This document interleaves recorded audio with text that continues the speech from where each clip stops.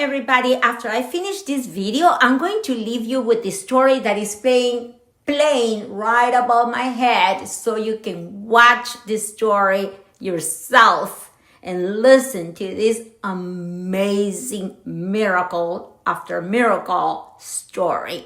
The story of Victoria Arlen. So let me introduce this story. Imagine this. 4 agonizing years in a vegetative state, trapped inside her own body, full aware, but utterly unable to communicate. Can you even fathom that nightmare? Doctors hit her mother, her family, with a brutal prognosis. Survival? 0. In fact, they said, your daughter is going to die. They call her a lost cause. Victoria Arlen's family flat out refuses to surrender. They stood rock solid by her side, pumping in motivation every single day with unshakable belief and radiant positivity. This is the jaw-dropping saga of Victoria Arlen, and it strikes right at the heart of Jeffrey's journey and legacy. Picture this. At only 11 years old, back in 2006, Victoria gets blindsided by two vicious immunoinflammatory brain diseases. Boom. She loses it all. Speech, eating, walking, moving. Yet, her mother Jacqueline embodied pure, fierce, maternal love, never once considering dumping her in a nursing home or, God forbid, pulling the plug. The entire family clung tight, channeling their faith, raw energy, and sheer defiance into a bond that shattered medical limits. Then, in 2010, miracle alert. Victoria breaks free from her silent prison. Pure inspiration. And here's our urgent call to action. Let's shake up the system. We must ignite governmental awareness, state by state, for serious funding to build more spots like Project Walk and elite neuro facilities. No family should battle solo for game-changing care that could rewrite destinies. We are in the United States of America. Do you know the most incredible part when you hear her story?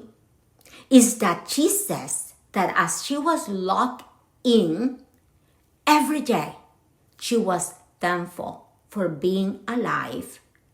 Also, she was determined to come back in honor to her mother and her family and herself. But also she knew God was with her. And every day, she said, she found 5 different things to be grateful for. Wow. This alone is just shocking. Let's flip those dark tales into epic victories.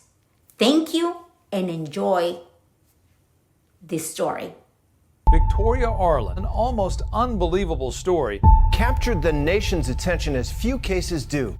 I woke up with severe pain on my right side. My mom's not responding, no one's responding, and I can't move my eyes. She was trapped inside her own body.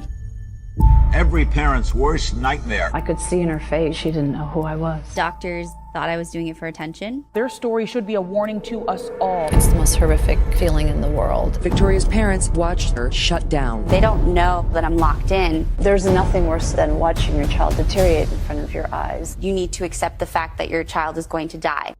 My biggest fear was that I would be given up on. I said, I can't do this alone. Every moment was just about surviving. That was the reality for 4 years. That's when things changed forever. They didn't understand what was going on. Each night, I would be terrified that I wouldn't wake up the next day. I was losing her. Within 2 weeks, my legs were gone, and all I remember is going into an ambulance. Victoria regained consciousness after nearly 3.5 years in a vegetative state. She could see and hear, but she couldn't communicate. I literally was a prisoner, and wherever my eyes were, I could see, but I couldn't control them. There's no worse feeling than being aware but not being able to communicate or give your family any sign that you're in there.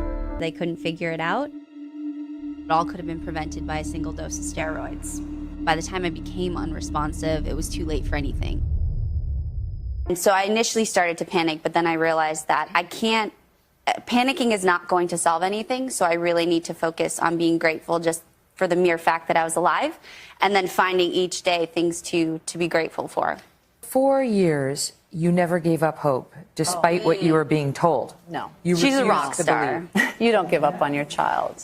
Just because they didn't understand what was going on, they couldn't help us. So we were very much alone. And I wasn't going to lose her. We're putting a feeding tube down your throat. And you could hear to them snap say me out that. of it. Yeah, and the crazy thing about that period is that was the perfect treatment period. And instead of sending me or pushing to look into it more in a neurological perspective, it was a psychological perspective. We have to snap her out of it. And that as they were trying to snap me out of it, my brain was continuing to swell, my spine was continuing to be damaged. And so it really, that was the toughest pill to swallow, was realizing that abuse is never necessary, but at the time that I'm being abused is actually the time in which I should have been treated More seriously. And was the period in which could have avoided me slipping into a vegetative state, me being paralyzed for a decade. My first words were, "They hurt me."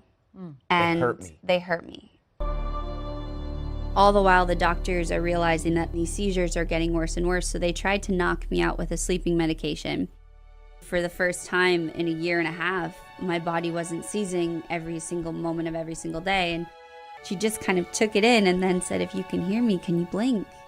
And I just kept blinking, and I just looked at her and kept blinking, and then she freaked out, and then she called my dad and was like, "She's in there." She actually was in a wheelchair for how many years? 10 years. For 10 years. And is it true the doctors told you? Oh, I was told I would never walk again. I mean, you're not God, so you can't, tell me what I can and can't do. But they said that that this awakening was a miracle, but I had irreversible damage to my spinal cord, and that I would be paralyzed the rest of my life, which I was lucky to be alive. The doctors don't seem like they know what they're talking about in this particular case.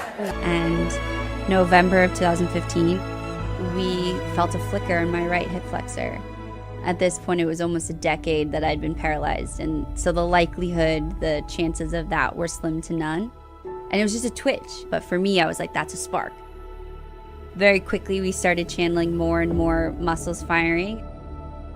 Almost 10 years to the day, I took one step and another step, then started walking. Fall of 2016, got rid of all my leg braces and crutches for good. And then I was back on my feet. But until my moment comes, I will say, I was in that room. It was pretty special. Gold medalist Paralympian swimmer Victoria Arlen made it to the semifinals of the fall 2017 season of Dancing with the Stars. Don't you ever let anybody tell you you can't do something that you can do. I said, if you want to do this, we'll go for it.